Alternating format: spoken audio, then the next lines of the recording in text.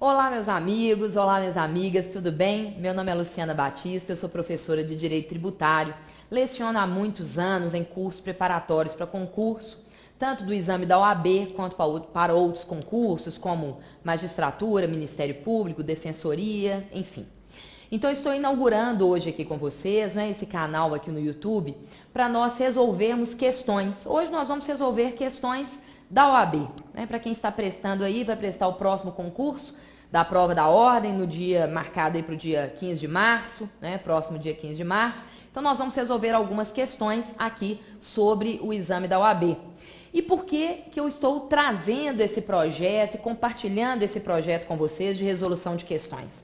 Porque o que eu percebo na minha experiência durante tantos anos lecionando em cursinhos, Que às vezes os alunos sabem o conteúdo, foram bem treinados, estudaram bastante o conteúdo, mas na hora de resolver as questões não conseguem interpretar adequadamente, não conseguem solucionar, aquela questão, lembrar dos temas mais importantes e, sobretudo, também organizar o estudo, fazer um planejamento do estudo em torno dos temas recorrentes. Então, caem questões em que você não se lembra, não estudou, e às vezes são questões que vêm caindo sempre.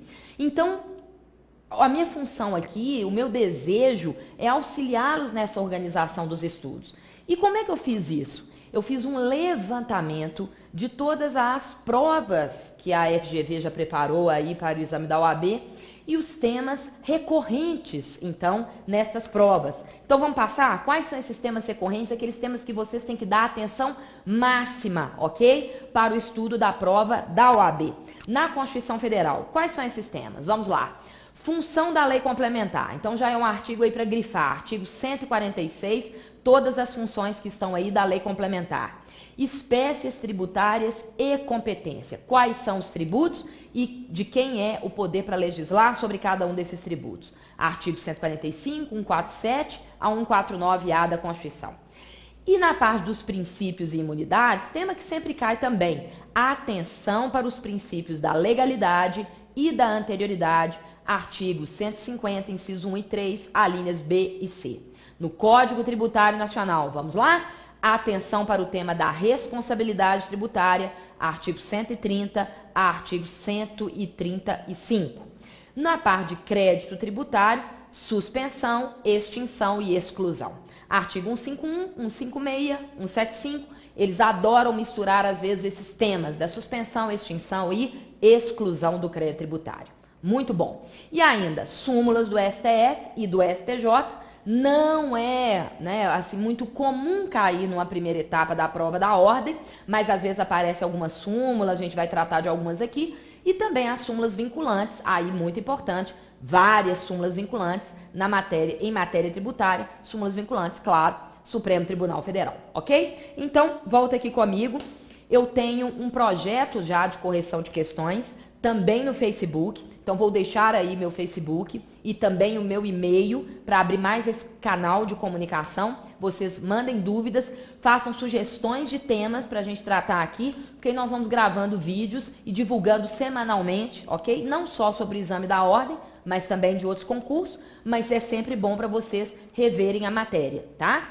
Então, façam contato lá pelo Face, adiciono vocês no grupo de questões, mandem e-mails, curtam aí o vídeo, se gostarem, compartilhem. Então, vamos lá? Vamos começar, então, a analisar algumas questões da OAB sobre esses temas recorrentes. Beleza? Então, vamos. Primeira questão. A primeira questão diz o seguinte: segundo o entendimento do Supremo, a taxa cobrada exclusivamente em razão dos serviços públicos de coleta, remoção e tratamento ou destinação de lixo ou resíduos provenientes de imóveis, ela é... Vamos passar toda a questão primeiro. Constitucional, por não violar o conceito constitucional de taxa? Ela é inconstitucional por violar o conceito constitucional de taxa? Repetir aí o cabeçalho para vocês. Vamos lá na letra C. Constitucional por não violar o conceito constitucional de taxa, mas ilegal por violar a definição de taxa contida no CTN? Inconstitucional por violar o conceito constitucional de taxa, além de ilegal, por violar também a definição de taxa contida no Código Tributário Nacional. Enfim, nós vamos procurar a alternativa correta. Vamos lá, mas antes disso, vamos concentrar aqui no que é cobrado nessa questão, né? Vamos explorar a questão até como uma forma da gente rever mesmo a matéria. O que é cobrado nessa questão? O conceito de taxa. A taxa é uma espécie de tributo. Então, vamos relembrar aqui, vem comigo, quando a gente fala em tributo, nós temos um conceito que está expresso no artigo 3º do Código Tributário Nacional. Esse conceito tributo é toda prestação pecuniária, compulsória, uma prestação que é compulsória em virtude de lei, é instituída por lei. Ela não é sanção de ato ilícito, então o fato gerador é sempre um fato lícito e cobrada mediante atividade administrativa. Então o fisco, no momento de cobrar, de exigir o tributo, realiza uma atividade administrativa de lançamento desse tributo. Muito bem, o tributo é um gênero, nós sabemos disso, que vai se repartir em espécies, em tipos. E quais são esses tipos? Vamos lá? Nós temos aqui no artigo 5º do Código Tributário Nacional, 3 espécies de tributo: o imposto, cuja principal característica é fato gerador não vinculado à atividade estatal. Fato gerador que não descreve nenhuma atuação do poder público. Nós temos taxa, fato gerador vinculado à atividade estatal, na forma de serviço público, com algumas características que nós vamos ver, ou na forma do exercício do poder de polícia. Tudo bem? Depois, ainda nós temos a figura da contribuição de melhoria. Contribuição de melhoria. Também um tributo com fato gerador vinculado à atividade estatal na forma de obra pública. O poder público realiza uma obra que traz uma valorização ao seu imóvel. Então, a contribuição de melhoria é um tributo com fato gerador vinculado à atividade estatal. Esses 3 tributos estão no Código Tributário Nacional e também no artigo 145 da Constituição Federal, ok? 145 da Constituição. Bacana. Além desses 3 tributos tradicionais, essas espécies tradicionais previstas no Código Tributário e também na Constituição Federal, nós vamos ter, me acompanhem aqui, na Constituição, mais 2 espécies tributárias, na Constituição, mais 2 espécies tributárias, artigo 148, a figura do empréstimo compulsório.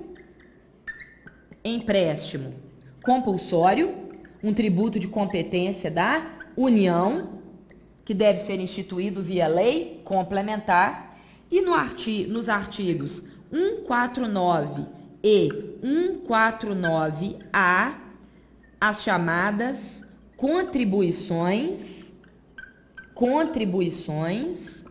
especiais. Contribuições especiais.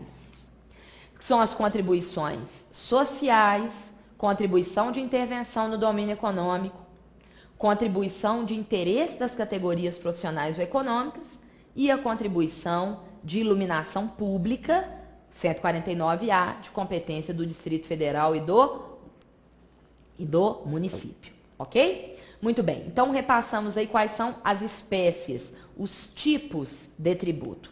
Vamos nos concentrar agora na taxa. Vem comigo aqui. A taxa é um tributo previsto no Código Tributário, não é isso? E também na Constituição Federal. E a taxa tem por fato gerador uma atividade estatal. Qual atividade estatal, Luciana? Artigo 145, inciso 2 da Constituição e 77 a 80 do Código Tributário Nacional. A taxa tem por fato gerador a prestação de serviço público, anotem para mim, que seja específico e divisível. É possível identificar o serviço e identificar o usuário do serviço. E ainda, esse serviço pode ser prestado de forma efetiva, concreta, real ou de forma potencial. Basta estar o serviço à sua disposição. O outro fato gerador da taxa é o exercício do poder de polícia, atividade fiscalizatória, como é o caso da taxa de vigilância sanitária. A questão que nós estamos analisando diz respeito a uma taxa pela prestação de serviço público. Qual serviço público? O serviço público de coleta e destinação de lixo, né? A famosa taxa de lixo, coleta e destinação de resíduos sólidos, ok? Então, para esta taxa ser devida, o serviço deve ser específico, deve ser divisível. Então, identificação do serviço, identificação do usuário do serviço, podendo ser prestado de forma efetiva, concreta, real ou de forma potencial. Basta estar o serviço à sua disposição, que é justamente o caso da taxa de coleta de lixo. Mesmo que você não produza lixo, né, sei lá, viaje, não produza lixo naquela semana, você continua pagando a taxa porque é um serviço de relevância pública. Então, o poder público te exige porque o serviço está à sua disposição, ok? Então, nós vamos aqui falar da taxa de coleta de resíduos sólidos. E o que o Supremo Tribunal Federal decidiu sobre essa taxa de coleta de lixo? Ele fez uma diferenciação que está expressa na súmula vinculante número 19. Na súmula vinculante 19, ele fez uma diferenciação. Atenção! Quando o poder público coleta o lixo nas ruas, praças, parques, né, a limpeza pública, limpeza de bueiros, não é possível exigir taxa porque o serviço não é divisível. Nós não conseguimos identificar o usuário do serviço. Agora, quando o município coleta o lixo nos imóveis, na sua casa, né, num imóvel comercial, num restaurante, num hospital, então a gente já consegue o quê? Identificar o usuário do serviço, o proprietário desse imóvel. Então, esta cobrança pela coleta de lixo nos imóveis, ela é o quê? Constitucional. Constitucional, tá? Agora, a coleta de lixo geral, aí já não é possível, porque o serviço não é divisível. Tudo bem? Maravilha. Então, vamos lá? Analisando, então, cada item. A taxa, ela é constitucional por não violar o conceito de taxa. Muito bem, já é essa a resposta. Constitucional não violou o conceito de taxa. Súmula vinculante número 19, a taxa cobrada pela coleta de lixo nos imóveis. Beleza. Letra B, inconstitucional por violar o conceito de taxa. Não, porque o serviço ali é divisível. Letra C, constitucional por não violar o conceito constitucional de taxa, mas é ilegal por violar a definição de taxa contida no CTN. Errado também, porque o conceito do CTN está conforme o texto constitucional, por isso é que o Código permanece em vigor nessa parte. E inconstitucional por violar o conceito constitucional de taxa, além de ilegal por violar também a definição do CTN. Errado, não viola o conceito de taxa nem na Constituição, nem no Código Tributário Nacional. Então, gabarito, letra A. Tudo bem? Gabarito, letra A. Vamos a uma próxima questão? Estamos juntos? Então, vamos lá. Próxima questão. Seguinte, visando a proteger a indústria de tecnologia da informação, o governo federal baixou uma medida mediante decreto, grifem para mim, decreto, em que majora de 15% para 20% a alíquota do Imposto sobre a Importação de Produtos Estrangeiros, a alíquota do Imposto de Importação, do II, para monitores de vídeos procedentes do exterior. Limites esses que foram previstos em lei. Então, enfim, o governo majorou a alíquota de 15% para 20% por decreto do Imposto de Importação. A respeito da modificação de alíquota do Imposto de Importação, assinale a afirmativa correta. A. Deve observar a reserva de lei complementar. B. Deve ser promovida por lei ordinária. C. Deve observar o princípio da irretroatividade. D. Deve observar o princípio da anterioridade.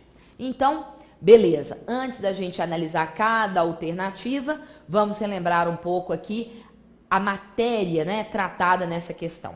É uma matéria sempre recorrente na prova da ordem, que diz respeito aos princípios, né? A OAB cobra muito os princípios constitucionais, sobretudo princípio da legalidade e princípio da anterioridade. Então, vem cá, vamos recordar aqui, no texto constitucional, nós temos o princípio da legalidade expresso no artigo, princípio da legalidade expresso no artigo 150, princípio da legalidade expresso no artigo 150, inciso 1º da Constituição Federal. O que nos diz o princípio da legalidade? Que o tributo deve ser instituído ou majorado por lei. Então, essa é a regra, a utilização de lei para instituir ou majorar o tributo. Em regra, atenção, vamos relembrar um ponto também sempre cobrado na OAB. Em regra, os tributos são instituídos via lei ordinária. Basta a utilização de lei ordinária. Porém, há tributos onde a Constituição desejou a utilização de lei complementar. Quais são esses tributos? Estes tributos são para decorar. Esses tributos sempre caem. Porque se a Constituição pede lei complementar, não é possível utilizar lei ordinária, medida provisória e lei delegada. Quais são esses tributos sob reserva de lei complementar? Empréstimo compulsório, artigo 148 da Constituição. Imposto residual, novo imposto que pode ser instituído pela União. Artigo 154, inciso 1º, ok? Mais o imposto sobre grandes fortunas, 153, inciso 7º. E ainda as novas contribuições de custeio da Seguridade Social, artigo 195, parágrafo 4º, tá? Todos esses artigos da Constituição Federal. Então, em regra, os tributos são instituídos via lei ordinária e para o empréstimo compulsório, novos impostos, os impostos residuais, o imposto sobre grandes fortunas e ainda as contribuições residuais, as novas contribuições para a Seguridade Social, aí a Constituição já pede lei complementar. Então, guardem para mim esses 4 tributos sob reserva de lei complementar. Bacana.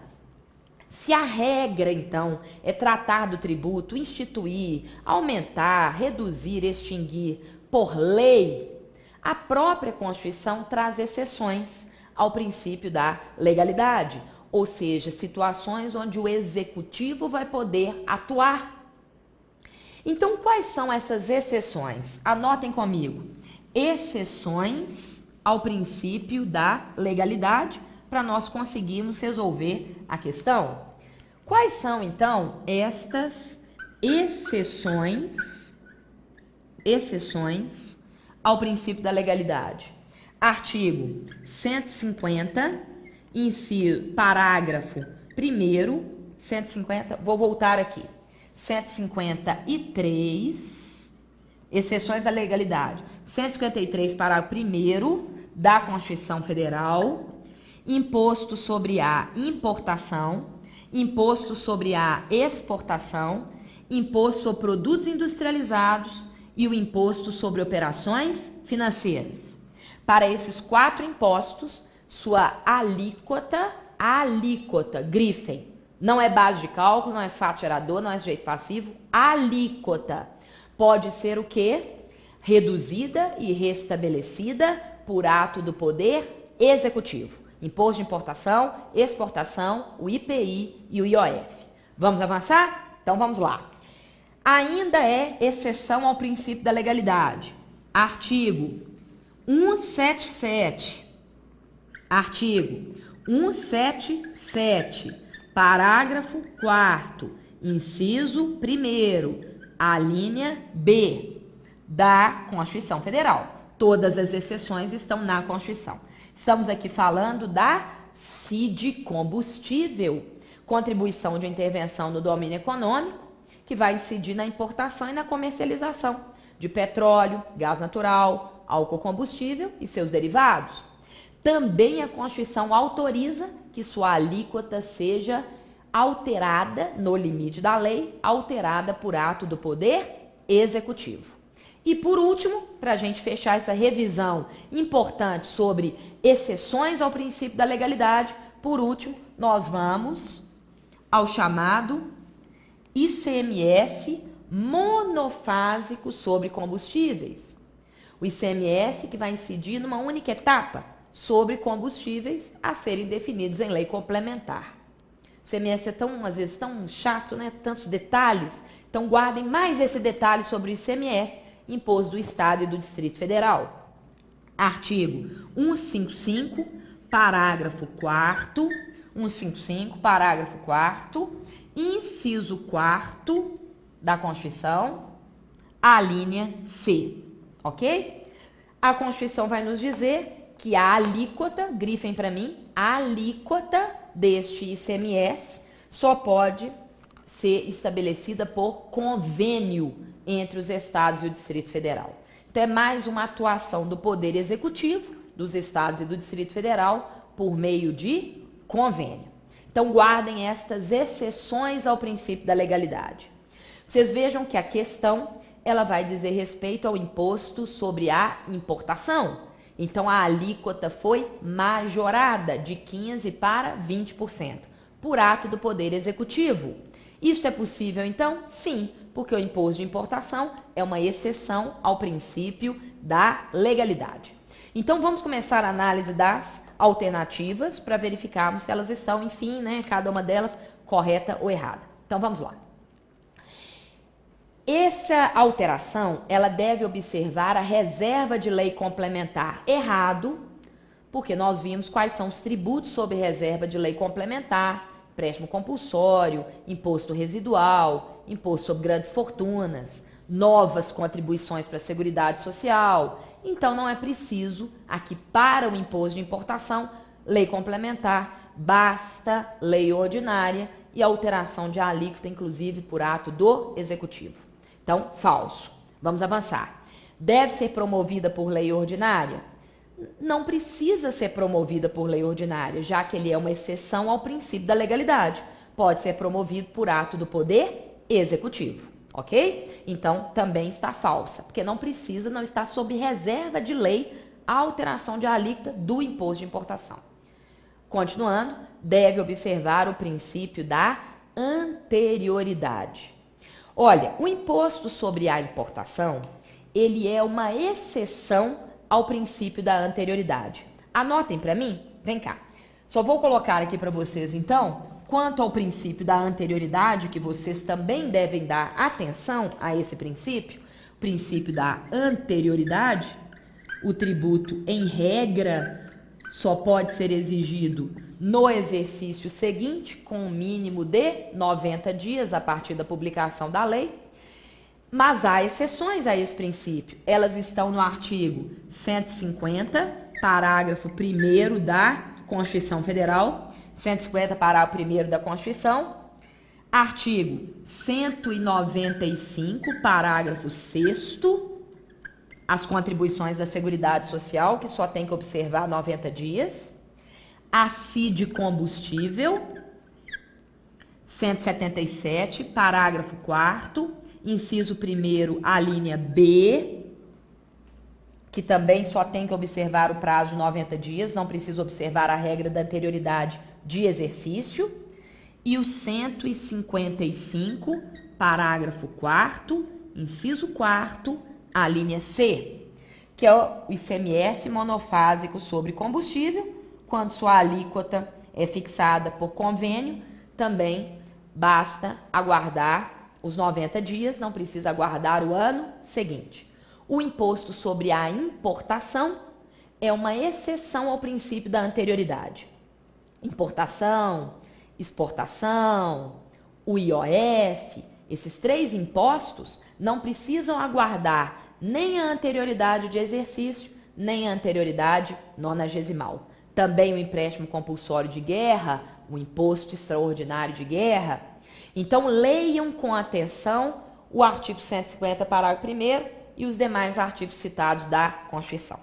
Então, deve observar o princípio, deixa eu voltar aqui, deve ser promovido por lei ordinária, C deve, letra D, que eu vou analisar com vocês agora, né? Estava analisando, deve observar o princípio da anterioridade? Não, tá falso essa letra D, porque ele não se submete à anterioridade. Voltando aqui na letra C, deve observar o princípio da irretroatividade. Correto, deve observar o princípio da irretroatividade, porque o princípio da irretroatividade nos diz que se um tributo é instituído ou é aumentado, ele não pode retroagir para alcançar fato gerador passado. Então, se o tributo é instituído, é criado ou é majorado, não pode retroagir. Não pode retroagir porque isto seria uma violação à segurança jurídica. Anotem para mim uma observação importantíssima. Não há exceção ao princípio da irretroatividade. Não há exceção ao princípio da irretroatividade, ok? Então, o imposto sobre a importação, que foi majorado, ele deve observar o princípio da irretroatividade? Claro, todos os tributos devem observar esse princípio. Então, este aumento pode ser aplicado imediatamente, mas para fatos futuros. Fatos futuros. Não pode retroagir para alcançar fato passado. Tudo bem? Então, beleza. Já analisamos a letra D. Vamos ao gabarito, letra C. Ok. Então, letra C deve observar o princípio da irretroatividade. Então, analisamos aqui duas questões, uma questão que trata sobre as espécies tributárias, outra questão que trata dos princípios constitucionais. Numa próxima oportunidade, eu volto para comentar outras questões com vocês acerca desses temas recorrentes na prova da OAB. Se gostaram desse vídeo, deem aí um curtir para eu ter essa noção, deixem seu comentário, tá? Mandem e-mail com sugestões também de temas que vocês querem que sejam analisados, me contatem pelo Facebook, estou à disposição, espero que vocês tenham sucesso, estudem bastante, muito sucesso aí na prova da OAB e até breve. Um grande abraço, tchau!